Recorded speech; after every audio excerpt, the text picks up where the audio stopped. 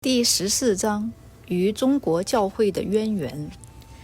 我在加州住了10年，一直参加李牧师的教会。教会里的那弟兄退休会决定去中国做宣教士。2002年，那弟兄去了重庆，还没有完全安顿下来，就出了一个大车祸。他回韩国治疗休养了1年。之后呢，那弟兄又重返重庆的宣教工厂。我一直为他祷告，很挂念他。2003年，我第一次返韩探亲，特别联系那弟兄，想去看看他。几天后，我惊讶地得到回复，那弟兄人在重庆，而且和重庆的郑善教牧师提到我。郑牧师邀请我去重庆的教会做一个主日讲道。早在大学期间重返教会之后，我读过一本中国信徒见证集。在文化大革命中，中国的基督徒被逼迫、监禁、受尽折磨，却依然坚守信仰，活出了美好的见证，让我深受感动。在加州读博期间，有位老师去中国做短宣，我很羡慕，曾经祷告说，神啊，如果有一天你召我去中国，我很乐意去。我爱中国的弟兄姊妹，心中一直有特别的负担去帮助他们。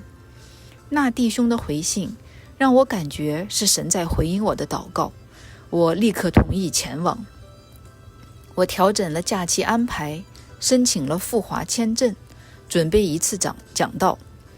出发前2天，那弟兄通知我，时间改成了周日和周一2个晚上。在2003年，重庆很欢迎韩国公司的加入，有很多韩国人在重庆工作生活，还因此成立了韩国人的教会。韩国驻华大使金夏中曾经带领很多公司的高管访问重庆，受到盛情款待，也谈成了多个合作项目。金大使是一位虔诚的基督徒，他到达的当天就拜访了当地的韩国教会。在那里，金夏中待了几个小时，和宣教师们谈话，并且问郑牧师有什么需要。郑牧师表示说，他们没有教会许可证，只能租场地聚会，希望大使能够帮忙获得这个许可。访问结束，金大使一行人离开时，重庆市长问有什么需要没有。金夏中就代表郑牧师提出请求，发一个教会许可证，让当地的韩国人可以自由地敬拜神。重庆市长对宗教部的官员们说，马上就给他们办。事情就如此成了，有很多会众捐款，最后呢，韩国教会盖了一个大楼。原定我讲道的主日，正是教会的开幕典礼。有来自中国各地的传道人参加，是当地一大新闻。同天晚上，我向大家做见证，分享神的作为，非常受欢迎。我还记得一对宣教士夫妇，李允泽和他的太太。